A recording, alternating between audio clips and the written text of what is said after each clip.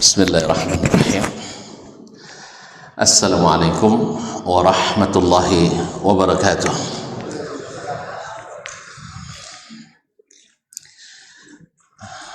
Alhamdulillahilladzi khalaqa fasawwa walladzi qaddara fahada. Asyhadu an la ilaha illallah wahdahu la syarika lah jalla wa ala. Wa asyhadu anna Muhammadan abduhu wa rasuluhul mustafa wa nabiyyuhul mujtaba sallallahu alaihi wa ala ali baitihi wa man tabi'ahum bi ihsanin ila yaumi liqa'ih. Ya ayyuhalladzina amanu taqullaha haqqa tuqatih wa la tamutunna illa wa antum muslimun. Para calon tamu-tamu Allah yang saya muliakan, yang saya hormati, yang saya cintai, alhamdulillah di pagi menjelang siang ini kita dikumpulkan di tempat yang dicintai Allah ini, di masjid. Ahabbul biqa'i ilallahil masajid. Tempat yang paling dicintai Allah itu adalah masjid-masjid. Masya Allah, masjidnya Al-Madinah, ya, Kota Bangkinang. Tidak sampai ke Madinah, pergi ke masjid Al-Madinah. Ini tanda cinta kepada kota Madinah, dan mencintai Madinah adalah tanda iman. Mencintai Madinah adalah tanda iman. Innal imana la ya'rizu ilal madinati kama ta'rizul hayyatu ila juhriha. Iman itu kembali bersarang ke Madinah seperti kembalinya ular ke sarangnya. Mudah-mudahan majelis ini juga dihitung sebagai majelis zikir, karena sebaik-baik majelis adalah di dalamnya zikrullah. Fi buyutin azinallahu an turfa'a wa yuzkara fiha ismuh. Di rumah-rumah yang Allah izinkan untuk dibangun dan di dalamnya ada zikrullah. Walhamdulillah, kita selalu insyaallah zikrullah, karena zikrullah itu yang terbaik adalah zikrul halal wal haram. Seperti kata murid Ibnu Abbas, Sa'id ibn Jubair al-Asadi rahimahullah, dia mengatakan majalisul zikir majalisul halal wal haram. Majlis zikir itu adalah majlis dijelaskan mana yang halal, mana yang haram. Dan tuan-tuan akan membangun salah satu rukun Islam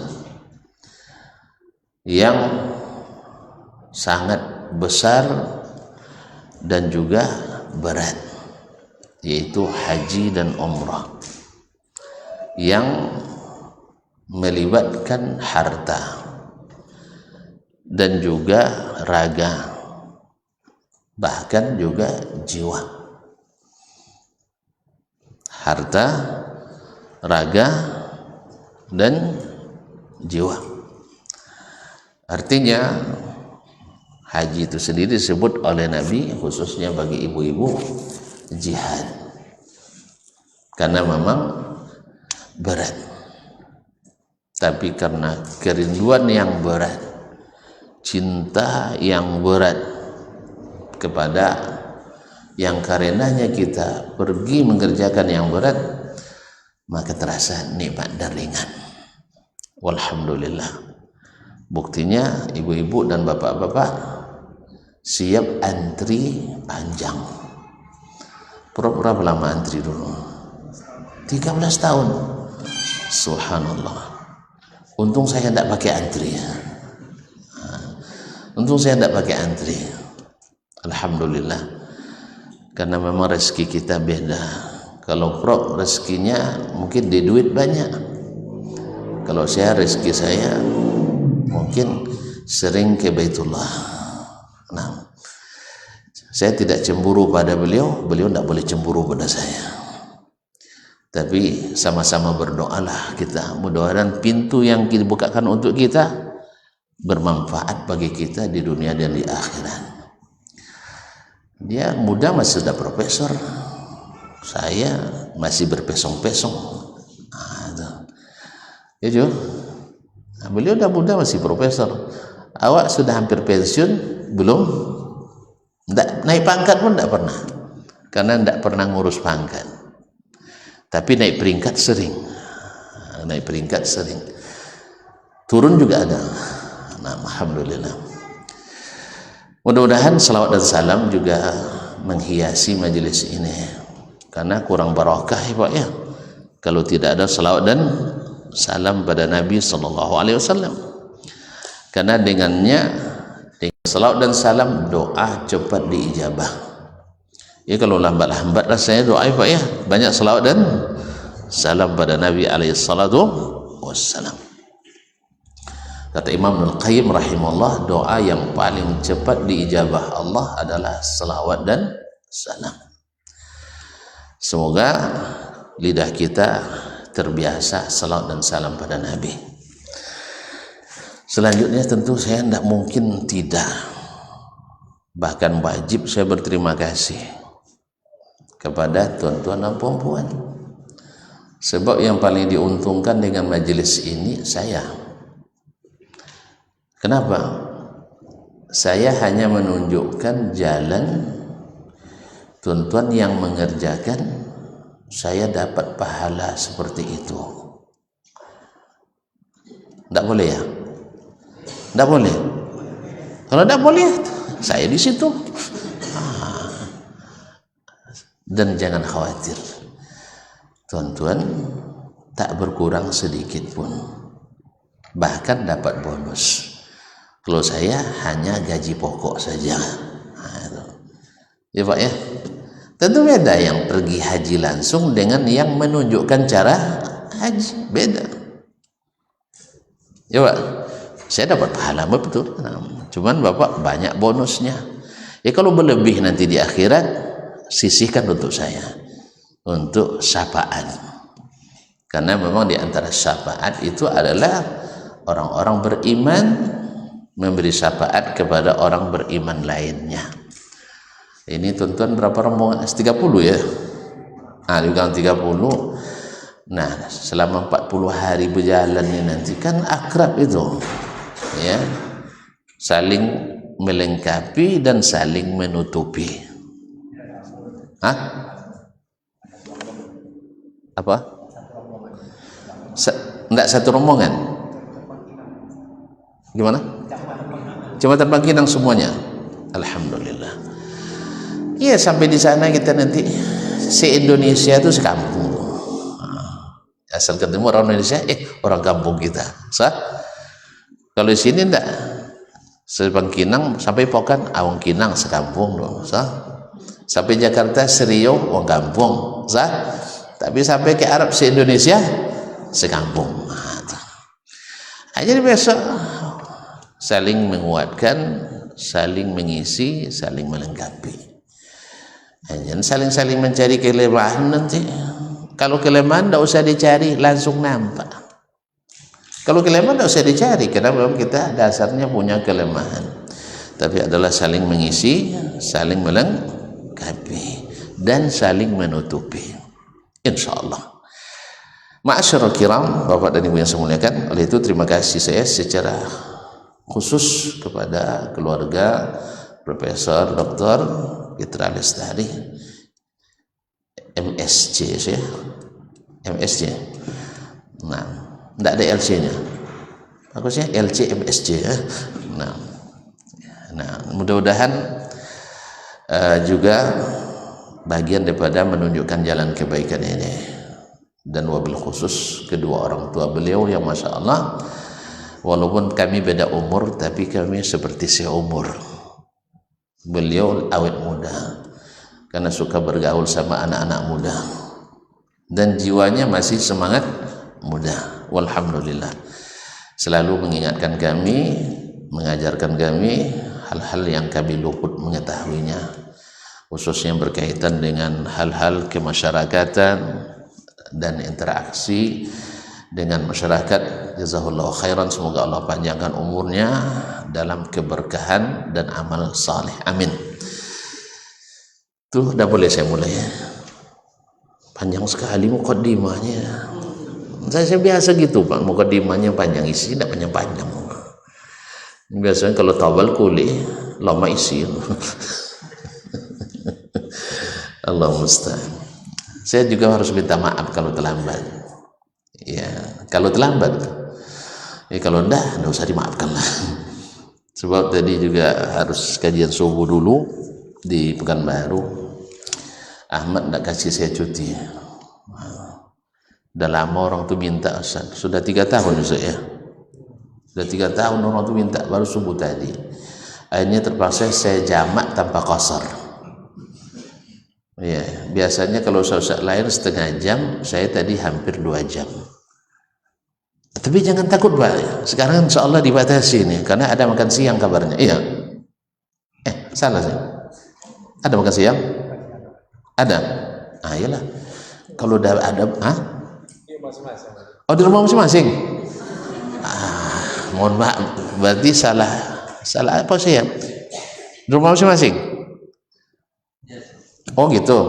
Oh gitu, saya jauh pulangnya. Nggak apa-apa, kalau ada yang mau saya traktir nanti saya traktir. Kalau ada yang mau. Tapi mudah-mudahan tak mau semua ya. Bukan. Insya Allah. Amin. Kalau ada yang mau traktir kita traktir, tidak ada masalah. Kaum muslimin dan muslimat dirahmati Allah. Hakikat amal ini tersimpul pada 2 kalimat syahadat. Karena memang kita di dunia ini diutus untuk merealisasikan tauhid, yaitu kalimat la ilaha illallah. Tidak ada yang patut diibadati dengan sempurna kecuali Allah. Apa maknanya? Kita berangkat ini wajib disadari bahwa ini semata-mata rezeki dari Allah. Dikatakan kita punya harta, banyak yang punya harta tidak pergi haji. Bahkan dulu kaya, sekarang tak punya apa-apa. Tidak ada tergerak hatinya untuk pergi haji. Saya melihat sendiri dari keluarga dan famili. Dulu mereka berkepunyaan, punya harta yang lebih dari cukup untuk haji dan umrah, tapi belum tergerak. Kadang-kadang alasannya ada, belum sampai umur 40 katanya. Karena kalau belum sampai 40 payah pertahankan haji itu. Akhirnya seolah-olah setelah haji berniat lagi bikin dosa. Itu masalahnya. Karena mau gitu pula yang sampai dulu. Tapi kalau sekarang alhamdulillah enggak. Kita kapan ada kesempatan dan bila ada kewajiban langsung kita pergi. Alhamdulillah. Jadi semata-mata taufik dari Allah Subhanahu wa taala.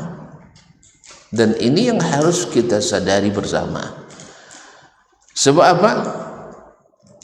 Dari situlah datang keikhlasan yang sesungguhnya. Hilang ujub kita, hilang ria dan pongah kita. Untuk apa?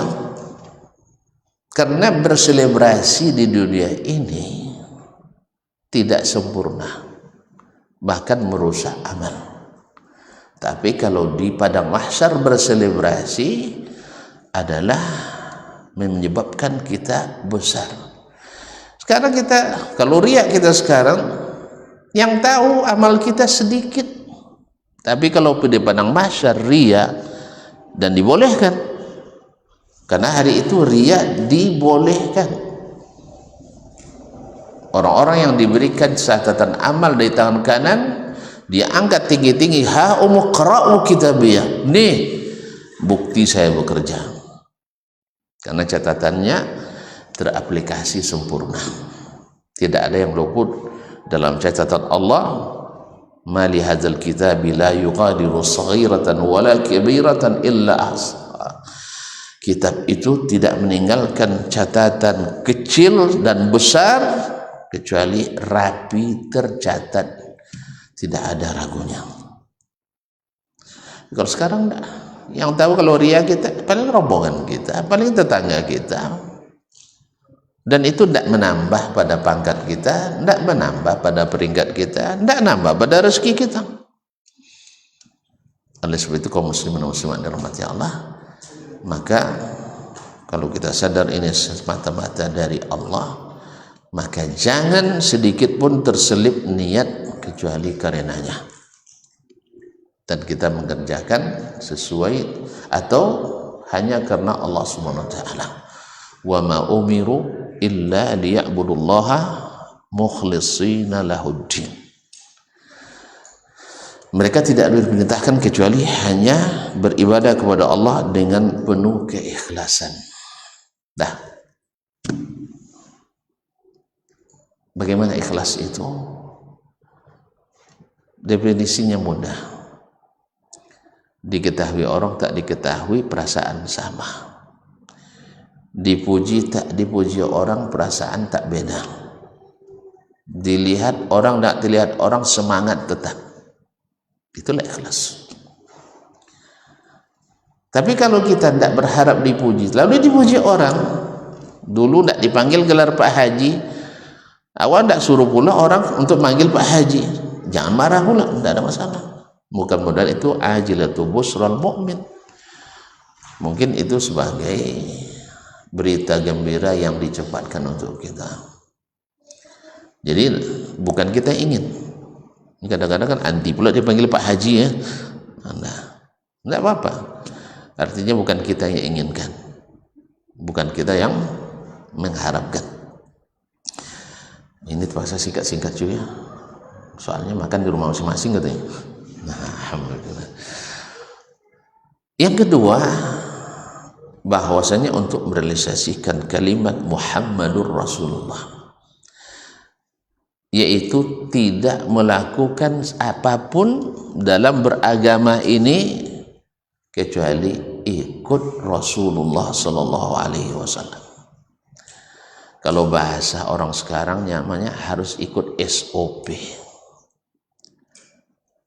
Kita bekerja ada SK-nya, tapi SOP-nya kita belakangi atau tidak kita ikuti. Menurut bapak, bapak dan ibu, cair tidak dananya?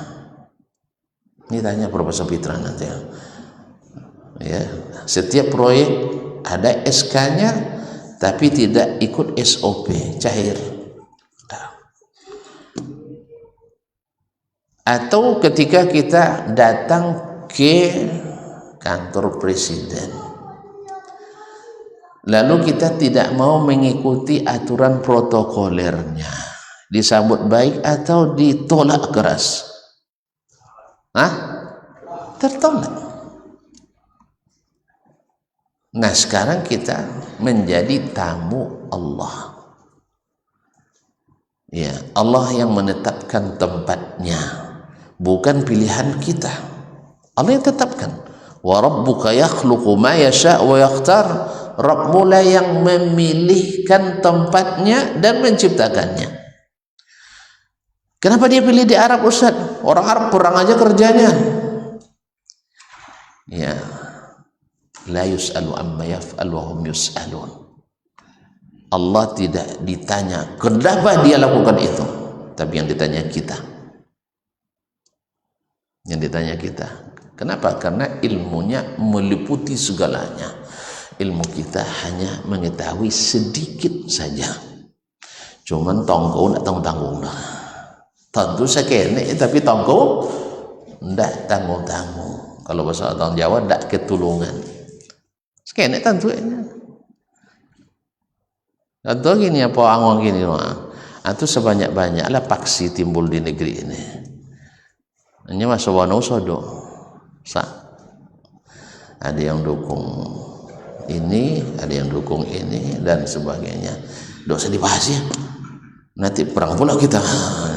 Sana belum selesai, awak pun dah mulai. Jangan. Kalau kata simpul ini saya katakan saya tak dukung siapa-siapa. Karena mereka ketiga-tiganya preman. Preman sedang berbantah karena lahan.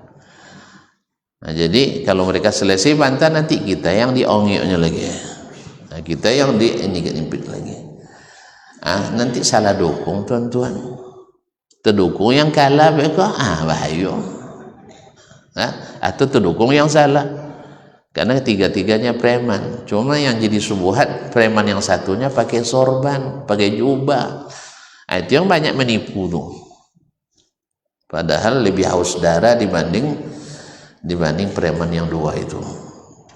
Dari angka dan data, yang bersorban itu lebih banyak menumpahkan darah orang Islam dibanding yang pakai Superman itu atau Spiderman itu. Jadi cuman karena kebanyakan kita tidak mengetahui.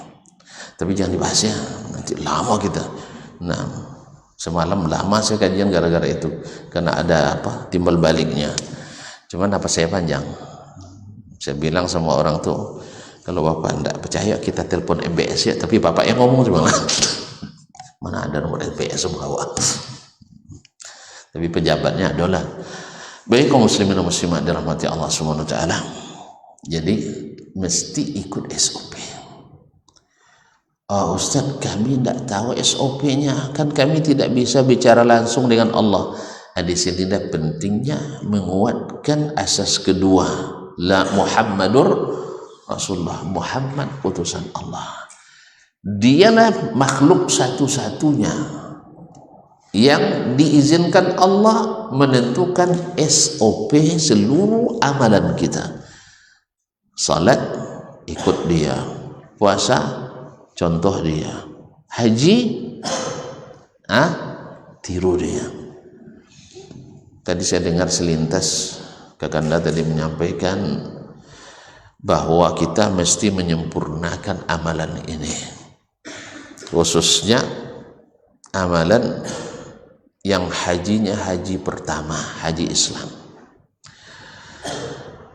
Saya pernah menyampaikan begini, amalan yang Allah tekankan dengan kata-kata yang kuat harus benar-benar serius dan sempurna dari kelima rukun Islam adalah satu salat, satu haji. Tahu tidak tuan-tuan kenapa? Kalau puasa bahasanya kutiba alaikumus shiyam, diwajibkan pada kalian berpuasa dan seterusnya. Kalau zakat, wa atuz zakah, bayar zakat. Khuz min awalihim sadaqatan, ambil dari harta mereka sedekah, itu zakatnya dan seterusnya. Tapi kalau salat dan haji bahasanya ada penekanan. Al-Quran menyebut dan salat dengan wa aqimus shalah, dirikan salat. Kalau haji, wa atimul hajja wal umrata lillah, sempurnakan haji dan umrah lillah. Ada yang tahu kenapa ada penekanan di sini haji dan umrah dan salat? Padahal semuanya rukun, dan haji rukun terakhir pula. Kira-kira kenapa? Bilang aja lah Ustaz, jangan jawab ya. Lama-lama mikirnya kaum muslimin.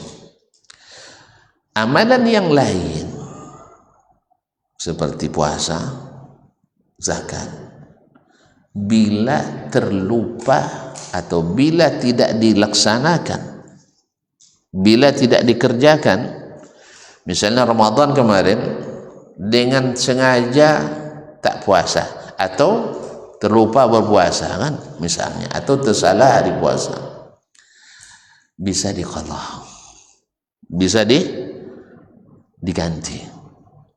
Zakat misalnya jatuh tempo di bulan Ramadan, terlupa, teringat di bulan Syawal, boleh dibayar di bulan Syawal.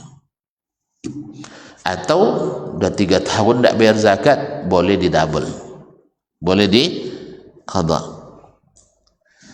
Tapi kalau salat habis, tidak ada qadanya. Kalau salat tidak ada qadha salat. Puasa tidak sanggup puasa, ada fidyahnya.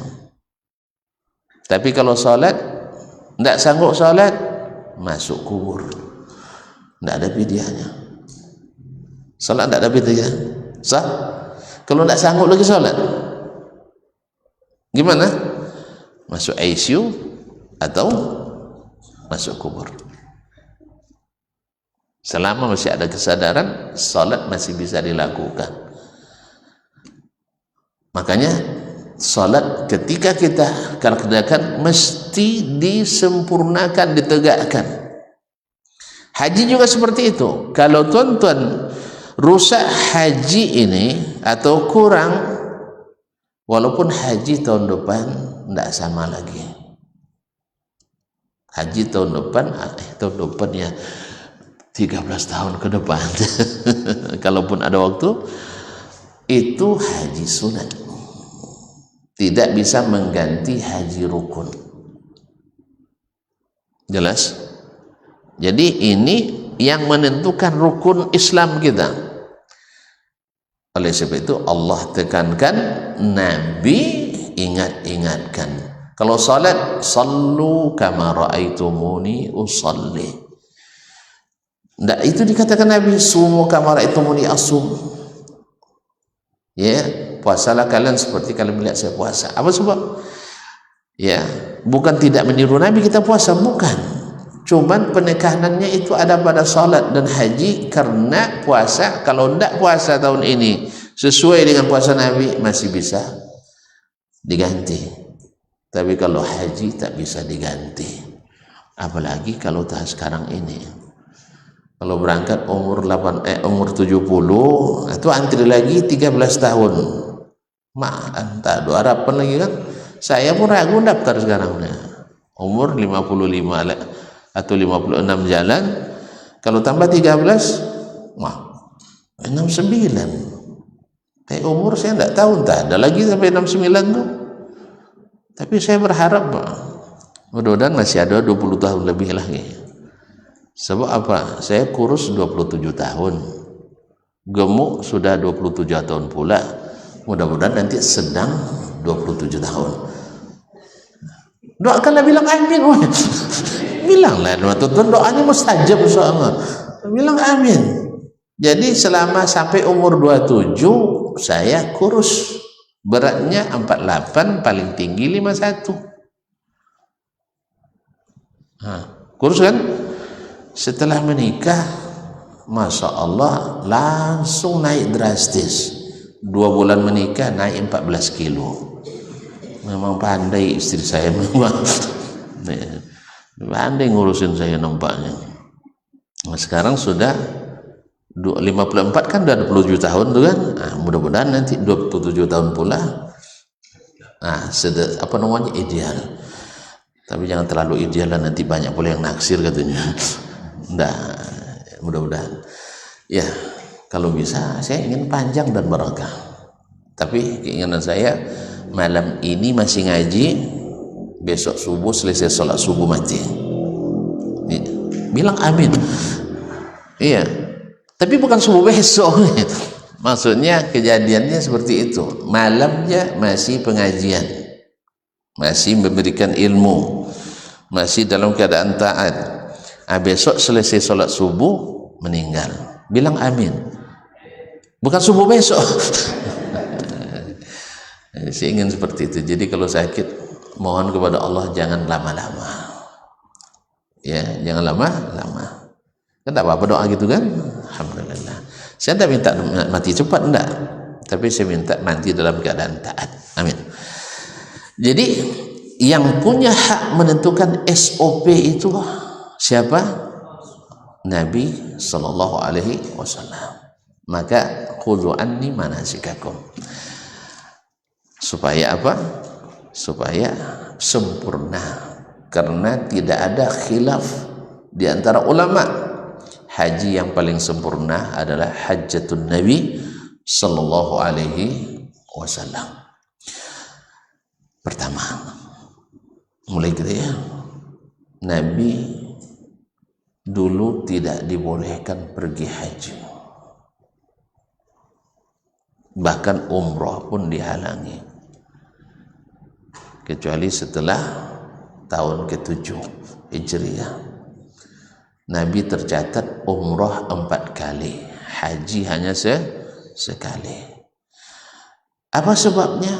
Karena Mekah diurus oleh para haji, tapi haji musyrikin. Mohon maaf ya, saya menggunakan istilah ini karena istilah haji itu sebenarnya tidak istilah syar'i. Maksud saya, Pak Haji itu tidak syar'i. Dulu orang Belanda yang membuat gelar itu untuk orang-orang kita yang pulang haji, dijadikan sebagai penanda. Karena rata-rata yang pulang haji punya semangat jihad melawan penjajah. Karena di sana bertemu dengan para ulama kita, baik yang asli Nusantara ataupun yang bukan dari Nusantara, yang dari orang Arab sendiri, menginspirasi untuk melakukan perlawanan kepada para penjajah. Saking banyaknya, akhirnya mereka, orang-orang Belanda, memberi gelar Pak Haji sebagai penanda. Ini orang harus diawasi, harus diawasi. Sama dulu ketika banyak yang penggerak jihad di belahan dunia, banyak yang tamat dari Universitas Al-Azhar di Mesir, di Moro, di Patani, di mana-mana, di Afghanistan. Akhirnya Amerika menekan pemerintah Mesir untuk merestrukturisasi kembali kurikulumnya. Kalau tidak, bayar hutang sekarang katanya. Nah, jadi itu masalahnya. Akhirnya terpaksa tunduk pada, akhirnya dinegrikanlah universitas itu. Kalau sudah dinegrikan, sama paham lah kita. Nah, semua aset disita. Dulu pemerintah yang minjam ke universitas, karena dulu wakaf dari dunia Islam surplus terus, punya dana cadangan besar. Bahkan waktu itu dicatat dana cadangan Al-Azhar hampir sama dengan Harvard University, yaitu cadangannya cukup untuk 50 tahun ke depan. Kalau sekarang yang mencatat mendekati Al-Harvard University adalah King Saud University Arab Saudi. Itu dana cadangannya hampir sama dengan Harvard University. Andainya bangkrut pemerintah, maka 50 tahun mereka masih bisa menjalankan proses pendidikan, insyaallah ta'ala. Kaum muslimin dan muslimat dirahmati Allah. Kalau kita ngutang terus, ada surplusnya. Allah musta'an. Tapi itu rezeki yang Allah berikan pada siapa yang Dia kehendaki. Baiklah kaum muslimin dan muslimat dirahmati Allah, Nabi haji hanya sekali. Setelah Fathu Makkah, Allah turunkan perintah haji, wa atimmul hajja wal umrata lillah. Tahun ke-9 itu Nabi SAW tidak pergi haji.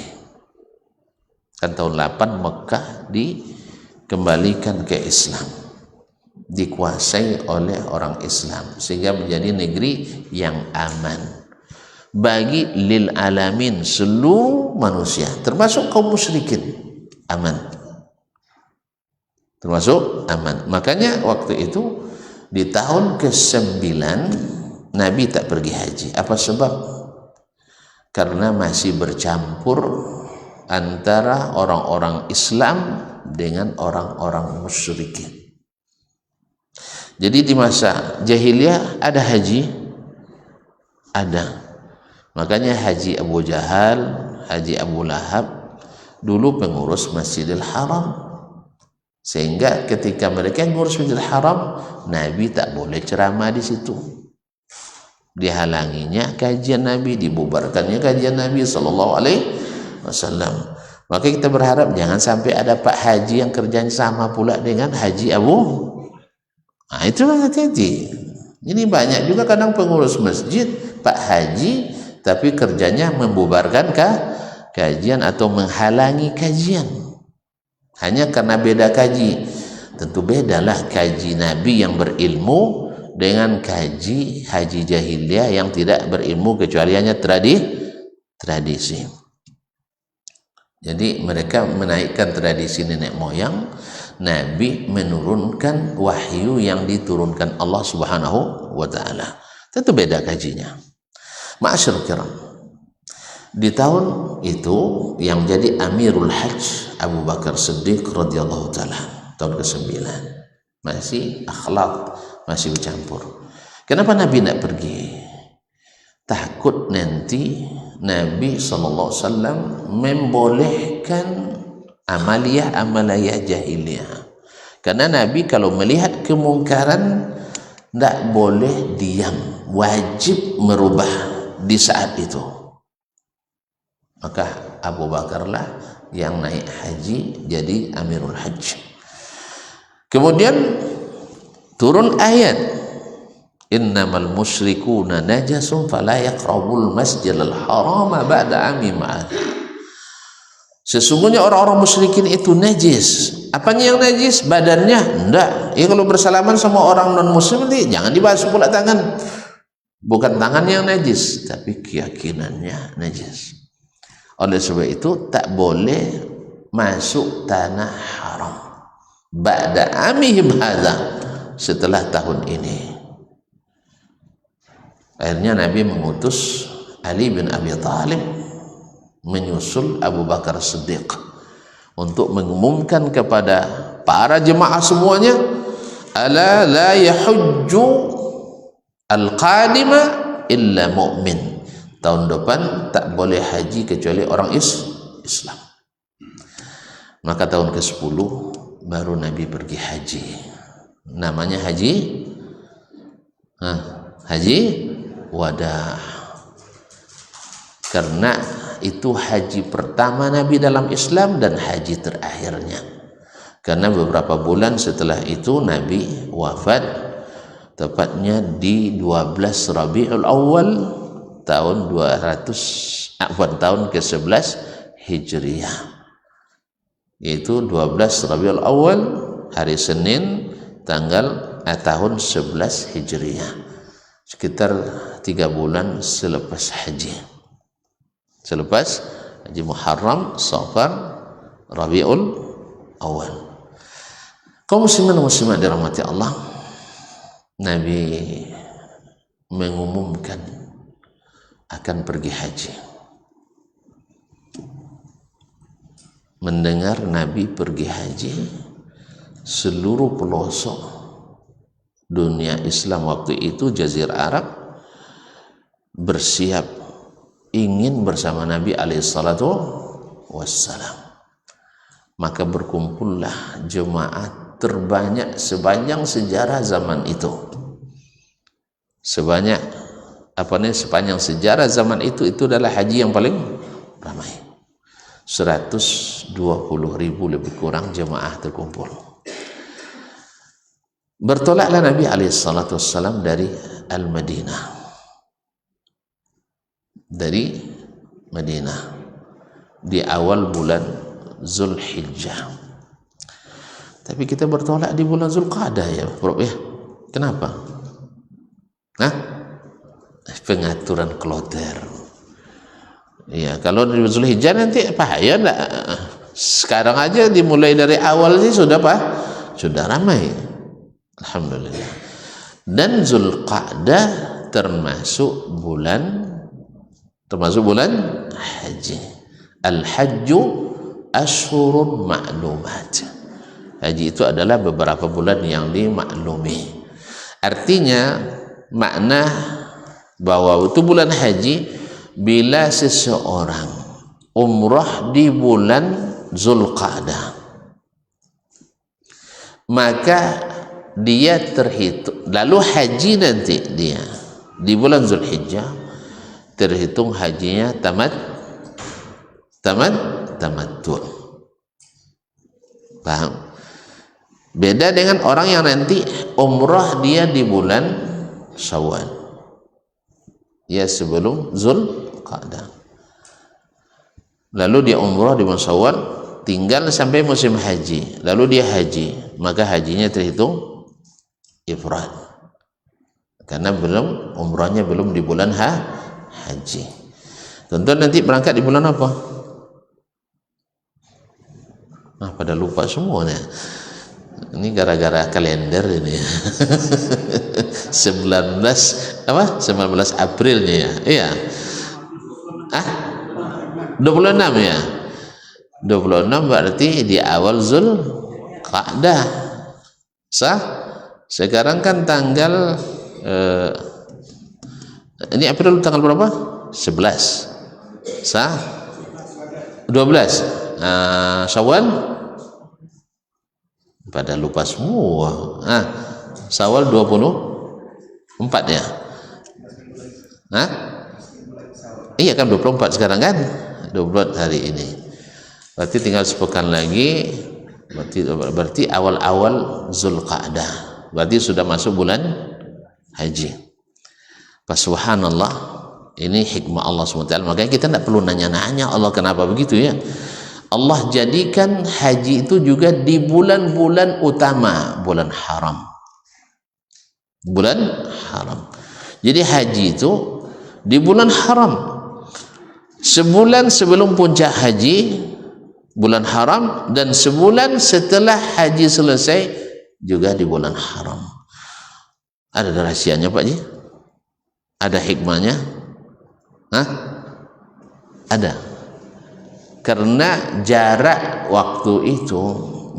tempuh waktu itu, atau waktu tempuh waktu itu, haji terjauh itu perjalanannya 1 bulan. 1 bulan menuju Makkah. Berarti perginya sebulan aman, karena di bulan haram tak boleh berperang. Ini ingatkan nanti orang ini jangan berperang di bulan haram.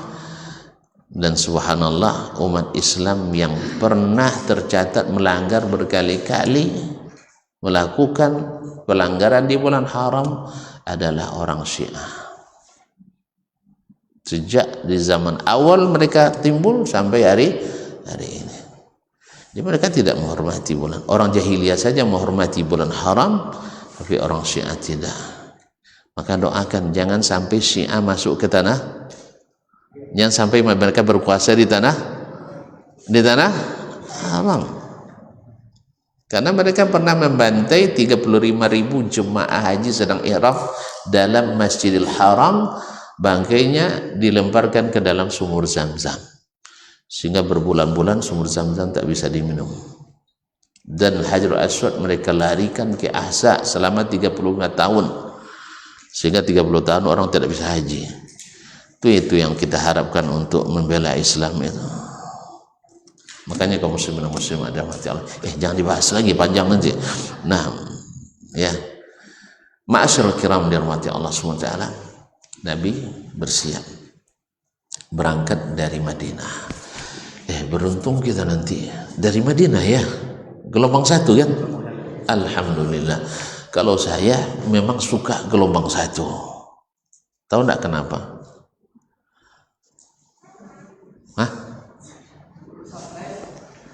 Apa?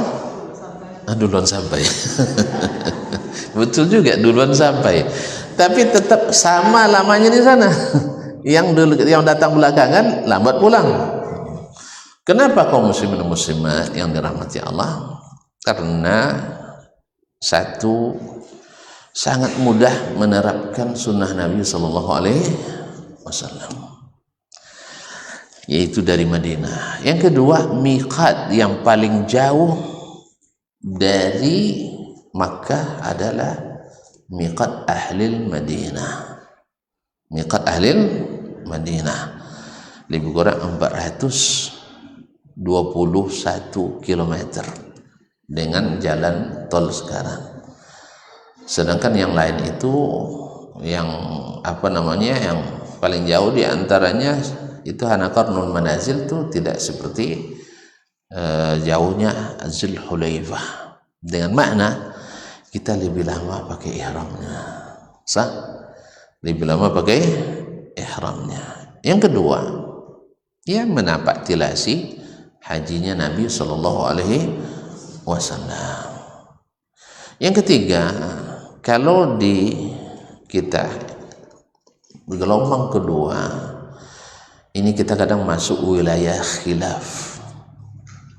Tidak sedikit jemaah yang ihramnya dari airport Jeddah.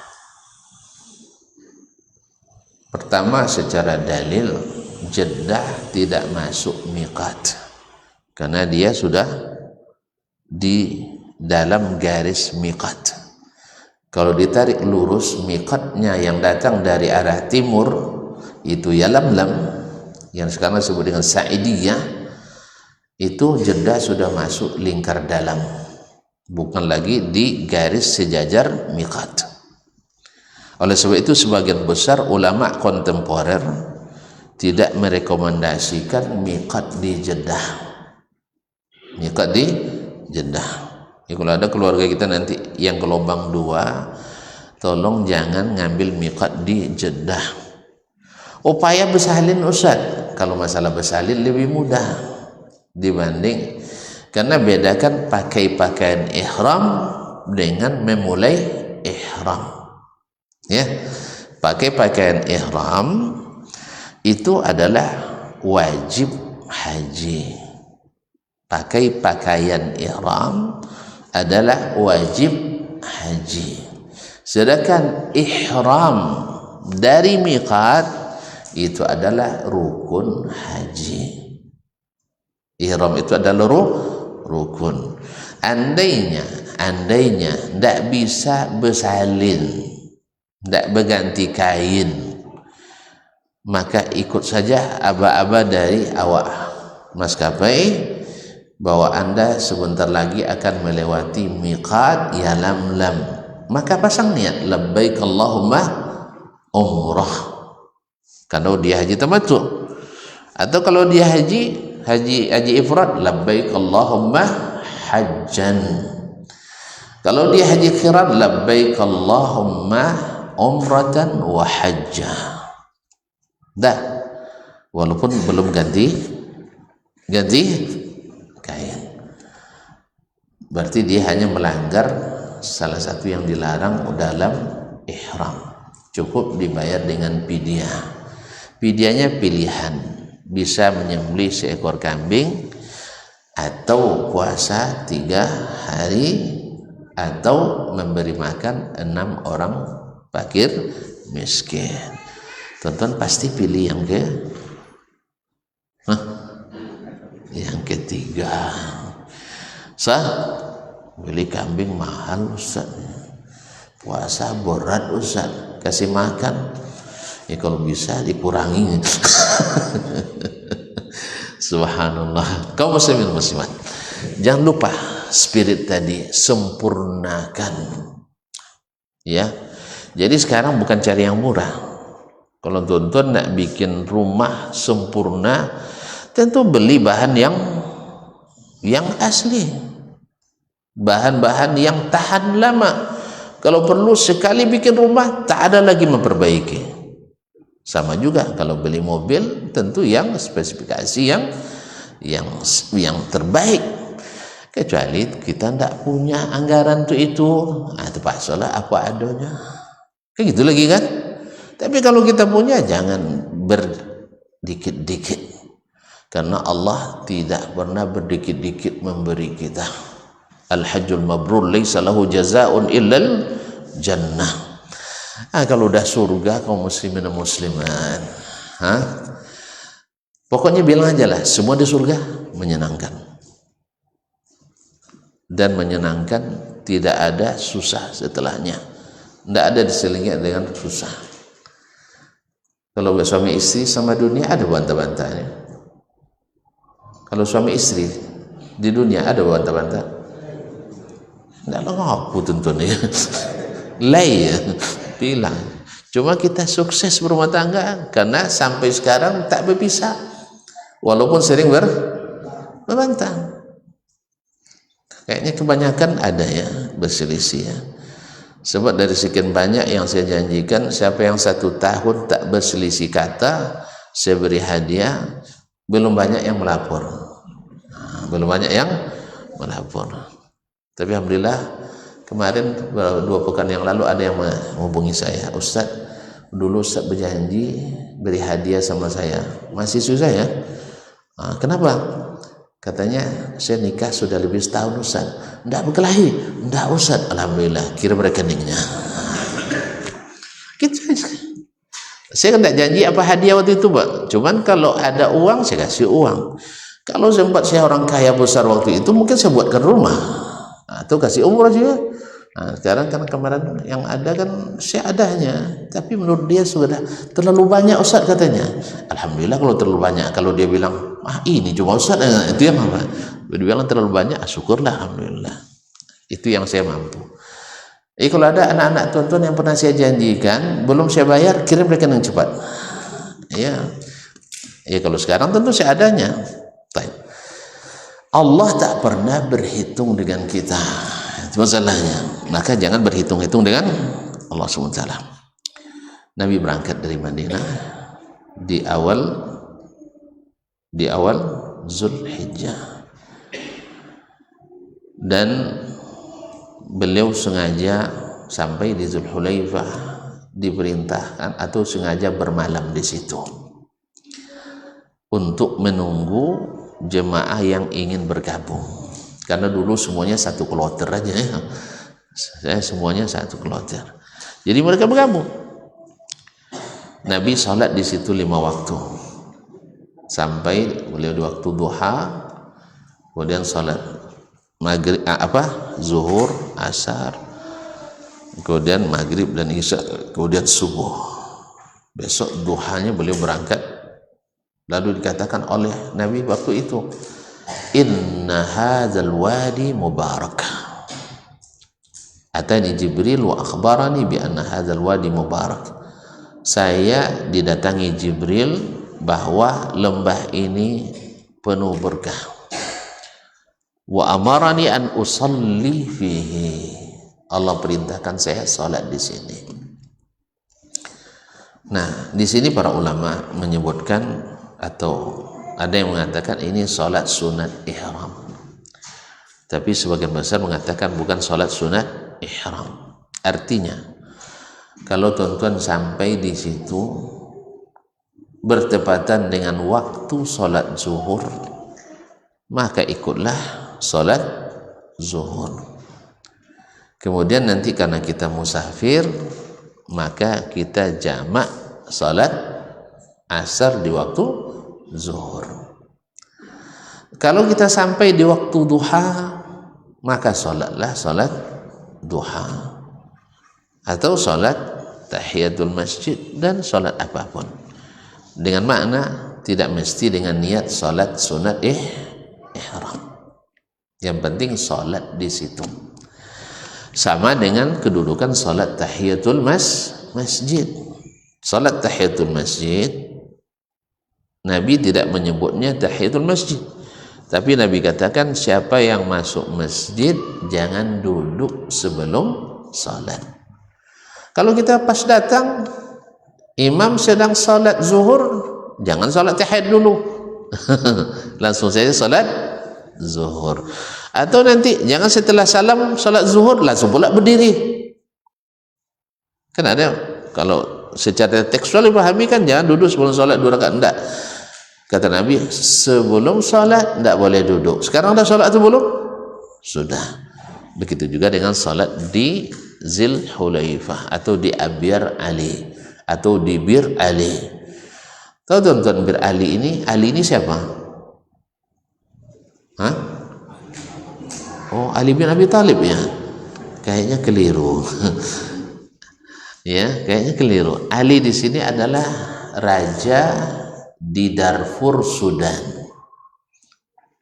Raja di Darfur, Sudan.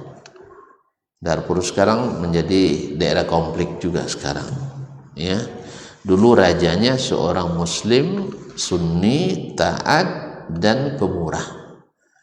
Maka ketika beliau pergi haji, dilihatnya di tempat Zulhulaifah itu ada kekurangan air.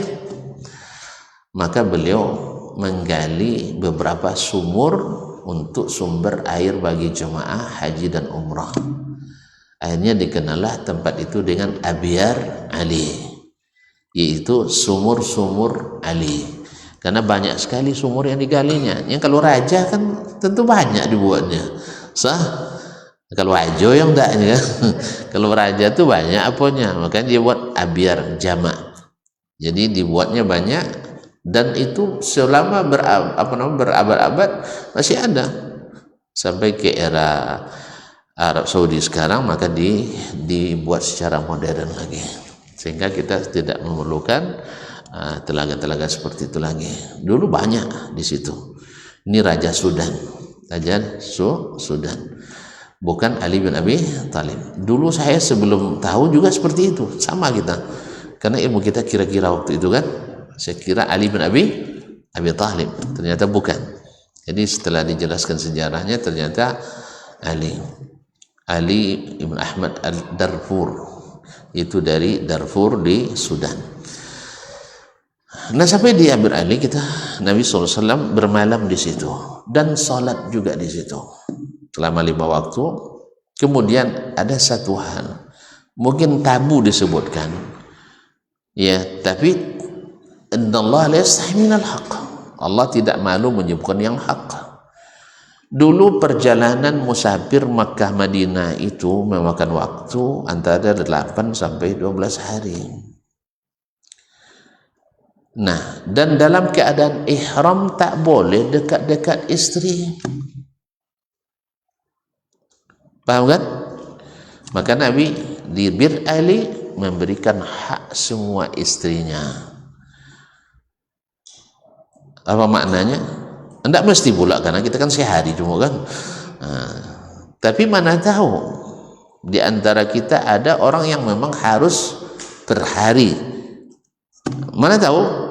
Maka dianjurkan sebelum ihram untuk memberikan hak yang perlu diberikan. Itu tidak tabu, dan itu dilakukan oleh Nabi di Bir Ali. Ini kadang banyak juga yang agak tabu. Kadang-kadang segan-segan menyampaikan, tapi tidak lama lagi baru nanya, Ustaz. Nah, itu kan, tidak lama baru nanya. Makanya disebutkan dari awal. Nah, bisa dilakukan di sebelum ihram. Dan Nabi memberikan itu satu contoh yang baik, supaya orang tidak merasa, masa iya atau ngaji ibadah atau konang jolenya daripada tekan ihram lebih baik sebelum ihram. Karena setelah ihram tidak ada cerita lagi, mengganggu dan bisa membatalkan nanti, dan bahaya kalau sempat batal haji, menunggu 13 tahun lagi. Makanya gara-gara yang sedikit ini padahal bisa diantisipasi. Kaum muslimin dan muslimat dirahmati Allah SWT, akhirnya Nabi SAW mengunahkan mandi sebelum ihram, mandi dan memotong semua yang harus dipotong. Ya, jangan memotong yang dilarang dipotong. Yang disunahkan untuk dipotong adalah kuku, kemudian kumis, jenggot dilarang ya, dilarang. Kemudian ketiak, kemudian bulu kemaluan, dan seterusnya. Ini yang dianjurkan, bersih-bersih semuanya, apalagi yang kalau perjalanan jauh tadi. Nabi sudah menetapkan dalam hadis Anas 40 hari 40 malam. Kemudian sebelum memakai pakaian ihram disunahkan memakai wewangian bagi laki-laki. Kalau perempuan memang di luar ihram saja, kalau keluar tidak dianjurkan memakai parfum yang ada baunya, yang ada wewangiannya.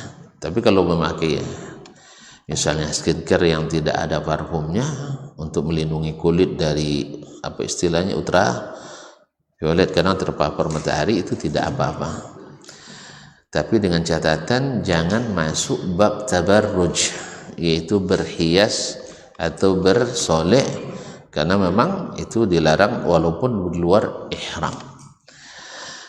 Setelah itu, dan tidak boleh memakai wangian di pakaian ihram, bukan pada pakaian ihram. Kalau sempat terpakai maka mesti dihilangkan sebelum ihram. Tapi kalau seandainya kita memakai, tidak mungkin pula dipakai pembatas, pakai plastik pula badan, tidak mungkin kan. Misalnya saya sudah pakai minyak wangi nih, saya pakai minyak wangi di badan saya, misalnya begini, sudah saya pakaikan, misalnya begini. Nah, sebenarnya ini belum saya pakai ihram ya, misalnya di badan dan seterusnya, sebetulnya saya pakai pakaian ihram. Kadang-kadang bercampur keringat dengan wangi tadi, pindah ke kain, harus dicuci lagi? Nah, karena kita tidak sengaja meletakkan pada kain ihram tadi. Jelas? Tapi kalau yang dimaksud itu harus dihilangkan ketika sebelum pakai ihram, disemprotkan ihram itu dulu. Itu tidak boleh. Jelas? Jadi tidak boleh memakai wewangian pada kain ihram. Nah, selepas itu kapan kita mulai membaca atau masuk ihram? Sebagian menyatakan itu niat ihram, niat selamanya dalam hati. Niat yang dilafazkan itu tidak ada. Jadi kalau ada yang mengatakan Imam Syafi'i melafazkan niat, Abu Abdullah Zubairi dulu salah memahami. Imam Syafi'i mengatakan kalau salat memulainya wajib dilafazkan, sedangkan umrah dan haji sunnahnya dilafazkan. Tapi kalau tidak dilafazkan sah ihramnya. Paham bedanya? Kalau memulai salat wajib dilafazkan, kata Imam Asy-Syafi'i. Sedangkan memulai ihram dilafazkan itu dianjurkan, disunnahkan. Tapi kalau tidak dilafazkan sah ihramnya. Orang memulai ihram dengan membaca apa yang dibacanya? Nawaitul ihram. Memulai ihram kita baca apa? Pada manasik lah. Memulai salat kita baca apa? Baca niat. Apa yang dibaca? Usalli. Memulai salat apa yang dibaca pertama kali? Masa Al-Fatihah langsung. Takbiratul ihram. Pakainya kan lama tak salat nampaknya. Memulai salat dengan takbiratul ihram. Boleh enggak takbiratul ihram tidak dilafazkan? Sah enggak salat? Saya baca dalam hati saya baca Allahu Akbar, tapi tidak saya gerakkan bibir saya. Sah tidak salat? Sah tidak salat? Tidak sah. Tidak sah. Wajib dilafazkan Allahu Akbar. Walaupun tidak terdengar suaranya, tapi lafaznya ada. Allahu Akbar. Ya, kalau di kadang-kadang dengar oleh kita sendiri Allahu Akbar. Kalau imam Allahu Akbar, ini namanya ihramu bis salah. Ihramnya salat. Makanya disebut takbiratul ihram.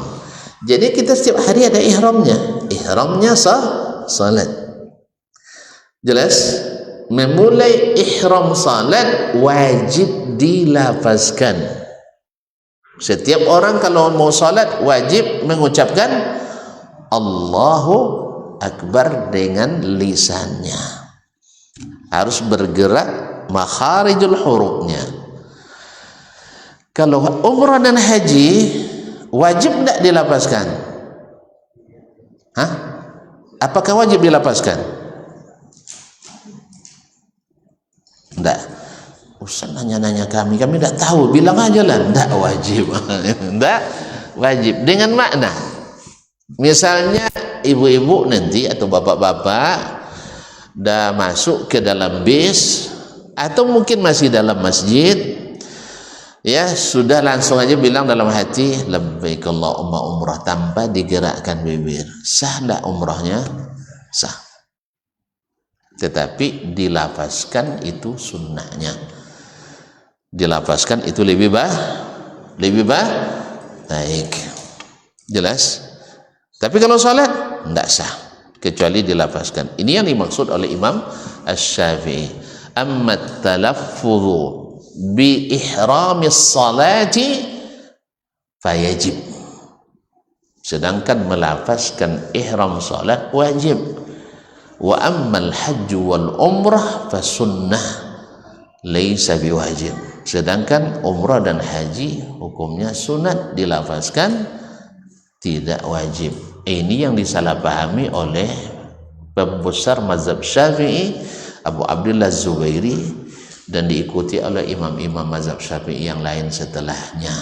Sehingga mereka memfatwakan melafazkan niat salat disunnahkan. Bahkan ada yang mewajibkan usolli fardhu dhuhri arba'a raka'atin ma'muman adaan lillahi ta'ala. Bukan itu maksud Imam Syafi'i. Jelas? Jadi ada yang salah dari imam itu diikuti oleh imam-imam setelahnya. Allah musta'an. Jadi yang tahu itu adalah imam-imam mazhab Syafi'i juga yang menjelaskan itu, merujuk kepada kitab imam yang asli. Itu dalam kitabnya Al-Um dan juga dikatakan oleh Imam Al-Baihaqi dalam Ma'rifatus Sunani wal Athar. Nah, kapan kita memulai ihram?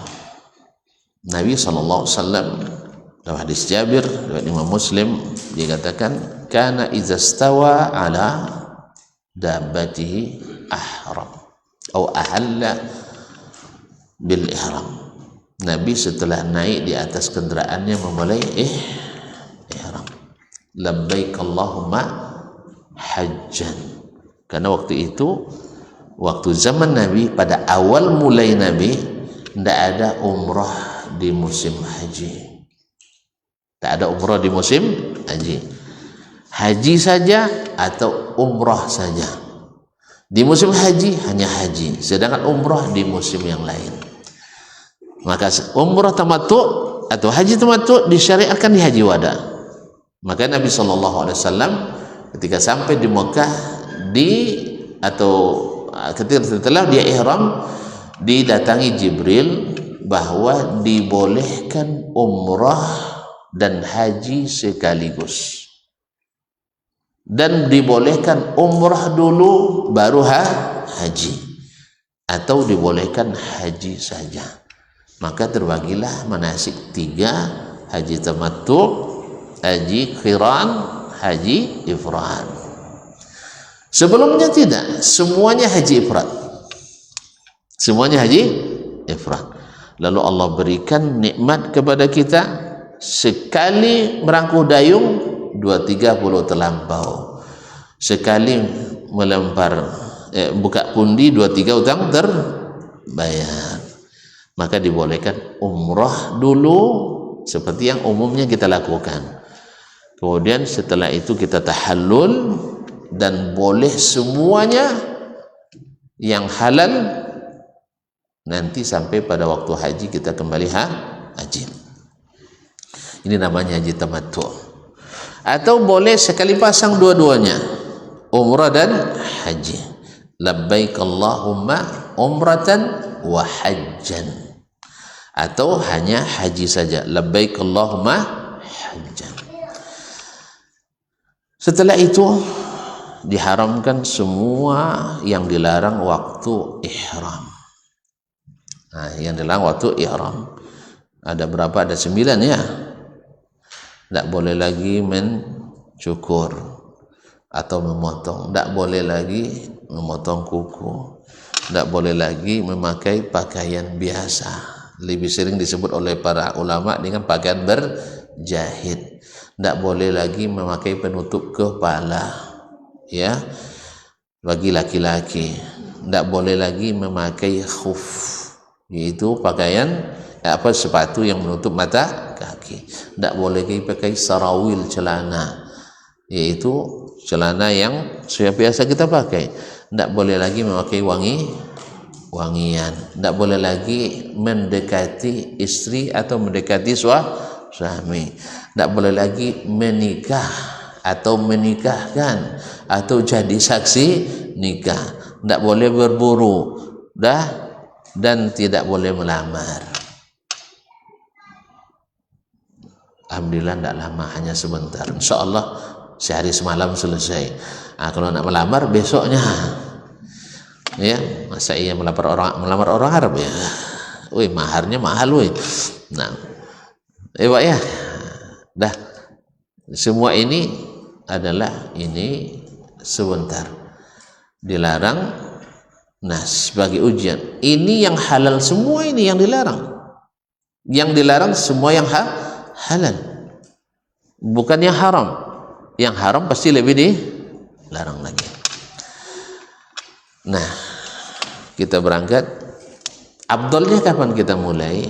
Di masjid kah atau di atas kendaraan? Afdalnya di atas kendaraan.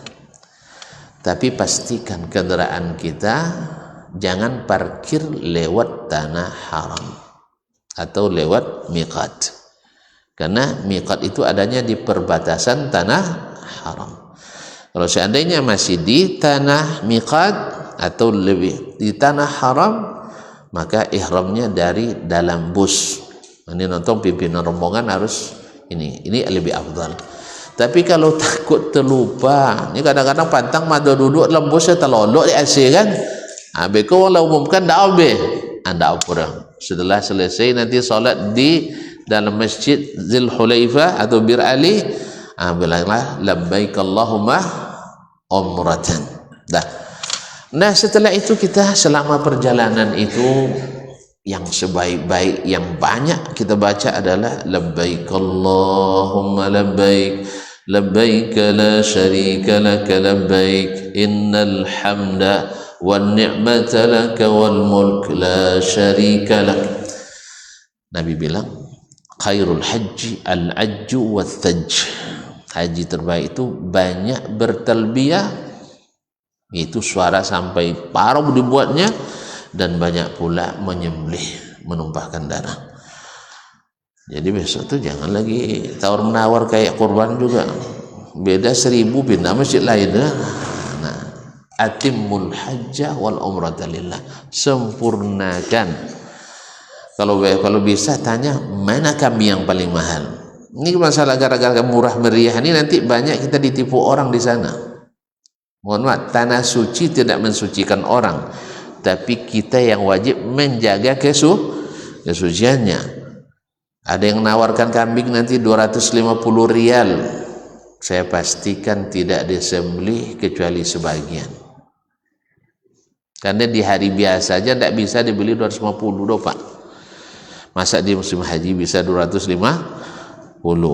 Nanti jangan gara-gara kayak Khamenei pakai surban, pakai jubah nanti jadi pembela Islam aja dia. Padahal dia berdarah-darah membantu umat Islam. Jangan gara-gara tinggal di Mekah pakai sal, pakai macam kiai, kita terpengaruh olehnya. Sekali cuma haji seumur hidup, maka carilah yang maksimal walaupun mahal. Mana ada barang baik yang harganya murah, sah, ya.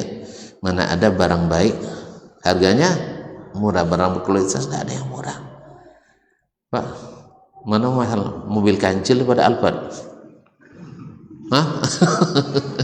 Bapak di surga nak naik kancil atau naik Alphard? Itulah, bayangkan. Jadi jangan gara-gara harga 250 deh murah meriah nih Ustaz. Oh, terserah dia bantai atau tidak? Enggak, saya sudah kasih tahu. Karena orang-orang di sana dulu tuh, saya ketua umum kalau bahasa kerennya Presiden Mahasiswa Indonesia se-Arab Saudi saya dulu. Kop surat saya sering dipalsukan orang untuk mencari dam. Padahal kami secara resmi tidak pernah merekomendasikan mahasiswa kami untuk jadi panitia dam. Tapi kalau personal itu silahkan. Tapi kalau terjadi sempat tertangkap, kami tidak bertanggung jawab. Nah, ini tidak banyak dikopi orang kop surat kami di Mekah itu. Dan ada yang menelpon saya, ketua, ada yang pakai kop kita katanya. Tidak ada itu. Sorong kalau apa ketemu dimusnahkan saja. Jadi dimusnahkan berarti ada penipuan. Ketemu di fotokopi semua orang itu. Awak ketua tidak tahu loh. Siapa katanya?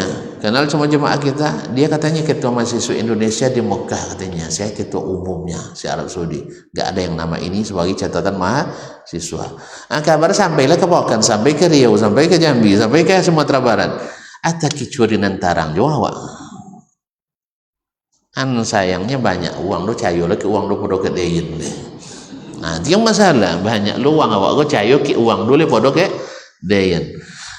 Aman timo jale nampak pucuk kopi amannya sah ndak cayo ke uang mendatang nomeno karena dia basoban ya jubah nyapu lantai awak pakai nanti baju koko kadang ndak kopiah gitu kan. Jadi lebih kieu nampak dawaknya kikin sawung datang. Nah, Allah musta'an. Jadi maksimal. Jangan cari hargamu murah. Nah, Ma'asyiral kiram dirahmati Allah, pergi sampai di sana talbiyah sebanyak-banyaknya. Kalau podek talbiyah ngantuk, jadi basuh-basuh boleh loloknya. Boleh lolok karena lolok tak membatalkan haji dan umrah. Ya. Boleh tidur, makan boleh. Ya. Minum silahkan. Jadi tahan-tahan pula. Nah. Boleh gantikan ihram? Boleh. Boleh mandi? Boleh. Boleh cebok? Apalagi? Ya, boleh semuanya. Ya, semuanya dibolehkan. Sampai kita ke Mekah. Alhamdulillah. Insya Allah waktu itu biasa kalau musim haji itu 8 jam itu. Waktu normal 4 sampai 5 jam aja ya. Kalau ke kereta besok enggak ya. Kalau kereta kan 2,5 jam kan. Nah, tapi kalau naik bis musim haji memang sengaja dilambat-lambatkan dikit ya, supaya jangan menumpuk ya sekali sampai semuanya. Atau kemudian juga kadang-kadang sopirnya pada bikin perangai pula ya, biar kencang dikit kasih baksis. Kabarnya yang ngajar orang kita juga Pak. Jadi orang-orang ngaku yang ngajar kami begini nih orang Indonesia juga. Jadi akhirnya mereka dari mulut ke mulut, kalau orang Indonesia can dapat banyak baksis. Tahu baksis? Uang tip. Nah, makanya jangan heran sekarang sudah wajib pula tuh. Nanti ketua kloter ngumpul 10 rial per orang untuk baksis. Kita juga ngajar. Allah musta'an. Awal-awal saya ke sana dulu belum familiar istilah itu.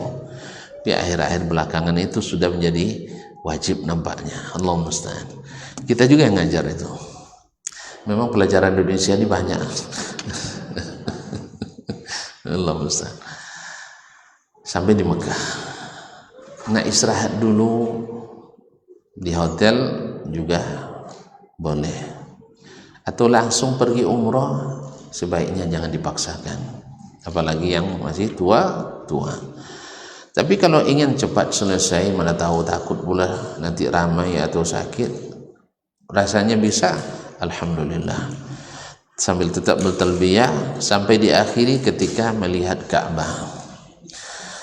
Nah, kain ihram tadi dipakai jangan dibuka bahu ini seperti dalam gambar selalu terbuka bahu. Itu keliru, seolah-olah itu yang dominan.